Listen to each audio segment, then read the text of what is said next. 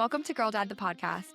I'm your host, Madeline Anderson, and I'm thrilled to bring you honest conversations with dads and daughters, sharing heartfelt stories, actionable advice, and real daughter perspectives that will help you be the best girl dad you can be. Hey, and welcome back to Girl Dad, the podcast. I'm your host, Madeline Anderson, and today is a deep dive on the behind the scenes of writing Girl Dad, launching this podcast, and building Girl Dad Network, my biggest failures along the way, and my future plans for supporting girl dads like you. I wanted to share this today because I recently went through a full rebrand, which we will talk about a little bit later. And I do get a lot of questions about why I wrote Girl Dad and why I launched this podcast. And I hope this episode will provide more context around what this is all about. I also wanted to preface this by saying that I still feel like I am in infant stages with this brand and my reach and my potential. So this is not an episode about, how I built this empire. It is an episode about my journey thus far, my biggest failures along the way, and my future plans for supporting fathers with daughters. One of the most common questions that I get is, what inspired you to write Girl Dad? And the short answer is my dad. And the long answer is that I grew up with an incredible father, and I had no idea how lucky I was. I thought that the way he raised my sisters and I with so much intention and love and care was just what dads do. That's every father-daughter relationship. But when I went to college, I realized just how rare our relationship is. Then fast forward to 2020, and I was on my way to my now husband's house. He was my boyfriend at the time. But it was a winter afternoon. I remember exactly which street I was on. And this thought came to me that was loud and clear. And it said, you should write a book called Girl Dad. And I kind of sat with that thought for a few minutes and then called my dad and told him about this idea. And he was so excited. And he already started listing out like, oh yeah, you should do that and talk about this story and talk about Club Wahine, what we built in the attic and do this and that. And so it felt pretty clear to me that I should probably do this. And I started writing Girl Dad the next day. And something else that's kind of interesting about this situation was that I was not contemplating what I should do with my life at the time, or I wasn't thinking about writing. I wasn't thinking about the future. I was driving and this thought just kind of hijacked my brain at the time. And it seemed to come out of absolutely nowhere. But looking at the impact that it's had so far and the joy that it's brought me, it really doesn't seem random at all. So that was kind of the moment that I decided to write Girl Dad, but actually writing it took me a little over 2 years. And every Saturday I would go to this really cute coffee shop on Montana Avenue in Santa Monica, get a matcha and just write. And sometimes it would be one chapter, sometimes two. Sometimes it was just organizing thoughts or writing bullet points for a chapter or rearranging things, which I did many times.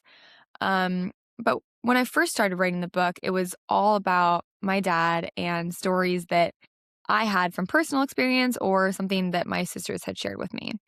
But it did not take long before I realized how there are so many amazing dads with daughters out there. So I wanted to get their perspectives and stories and advice. And that's when I started interviewing both dads and daughters for the book. And honestly, I think it's their stories that really shine through. And that's where I was able to come up with these kind of common denominators and themes that I was hearing time and time again, especially when interviewing the daughters and really understanding what it is that sticks with us girls in terms of the impact that our dads have and what really matters most to us. So long story short, I wrote, edited, and published the book as a passion project, and I loved every minute of it. I actually wrote it when I still worked in finance and afterwards, but I ended up leaving that firm. I had an amazing time, great people, but the industry itself was very high pressure. I actually got shingles when I was 22, which to me feels like a really clear sign that something needs to change. So I did, and it's been a really great journey since then. Looking back, it's really interesting because I am such a planner and a dreamer, and I'm always thinking about the future. So this is really surprising to admit, but I did not really plan on this book turning into any sort of full-time role. It just felt like something that I was called to do, so I did it. But then again, it became this kind of natural transition where dads began asking me what other resources I had for them or what my next plans were for Girl Dad. So that's kind of the context for where Girl Dad came to be. And now this is where we get into some of my failures along the way. My first big failure was building my online platform for dads with daughters. I was and still am really proud of what I built. I created a ton of resources. I wrote courses. I had all kinds of different modules. I created a gift guide, an activity guide, handwritten note templates, goal setting guides. But if I could sum up this entire failure, it was building a product that the market didn't ask for.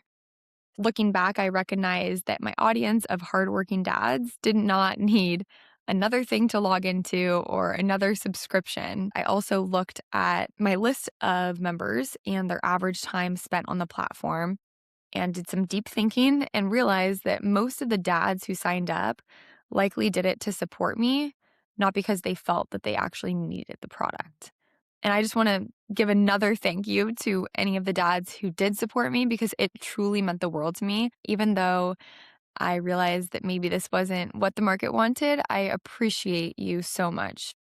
Another thing that I realized is that I built this platform through a female lens. So I made it something that I would like to be a part of because I love courses, I love goal setting. And what I really needed to do was to ask dads better questions ahead of time about what value I would actually bring to them instead of jumping to conclusions and building something that might be fun for me, but might not be relevant for the dads that I'm trying to support.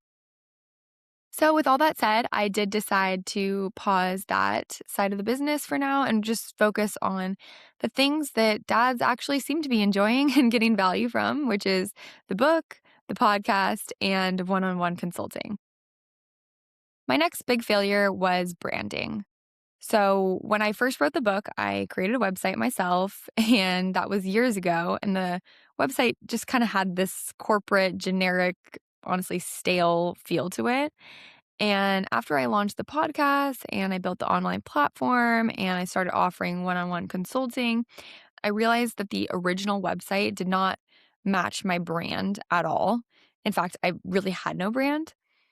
And I actually received dozens of DMs that started off something like, yo, man, or hey, dude, love what you're doing, and while I'm very grateful for those messages, and they usually were really sweet and supportive, it made me realize that I was not doing a great job at expressing who I am, why I built this brand, and the fact that I want to help fathers understand and connect with their daughters by providing the daughter perspective, and that I'm not a dad. So clearly, that was on me, and I needed to take a step back, evaluate everything that I want to offer to fathers, and build the brand around that. So when I took a step back and I looked at the original website and my podcast and my offerings and really what I wanted to do in this world, I decided the words that came to me were nostalgic and warm and real feel. So I wanted to create something that gave that feeling of like an OG Coca-Cola glass bottle or a 1960s blue Mustang convertible or running in a grassy field in old Tacovas. So I wanted Girl Dad Network really to feel like real life, authentic connection, and times before technology had such an influence over our lives. And also, I wanted my branding to really reflect the messages that I speak about, which includes emphasizing putting down the screens, playing outside, and building genuine connection. So, to do this, I worked with this incredible branding expert. She's amazing. And we redid my website. So, I started by building a Pinterest board of that kind of authentic connection, vintage, real life kind of feel that I wanted to portray. And we spent hours and hours together crafting this brand that I envisioned. And I'm actually so happy with how it turned out. This is, I guess, kind of my official announcement of the rebrand, but I'm really, really happy with it and would love for you to check it out at girldadnetwork.com. But yeah, it's been such a fun process and it's been fun to really think about that brand feel that was very much missing. And as a side note, I actually also added merch to my website, which I'm really excited about. I am especially excited about the father hoodie because I've been told that I have dad joke humor, and this hoodie feels like the people who say that are probably right. But it's been really fun building that and incorporating that into that brand feel. So, yeah, go check it out at girldadnetwork.com. Shameless plug, but I'm really happy with how it turned out.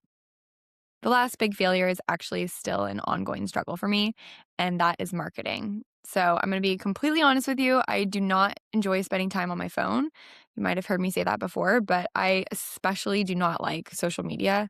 I barely go on my personal account. I think my average screen time for Instagram is between 8 and 15 minutes a day, and I like to keep it on the lowest end possible. I would much rather film an hour podcast, edit the episode, and post it on the podcast platforms than post one Instagram any day. It's bad. So, it has been really hard to grow organically without spending much time creating content and keeping up with the trends and posting consistently. So that's been a real struggle for me. And we do talk a lot on this podcast about how harmful social media can be for girls.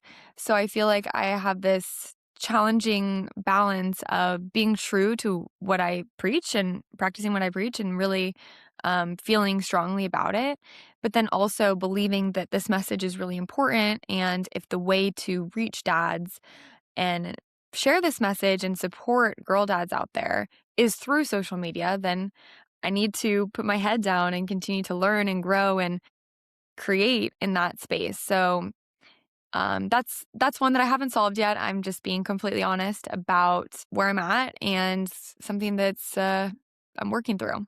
So those are the three failures that really stood out to me when I was doing some reflecting on writing the book, launching the podcast, and building my online platform.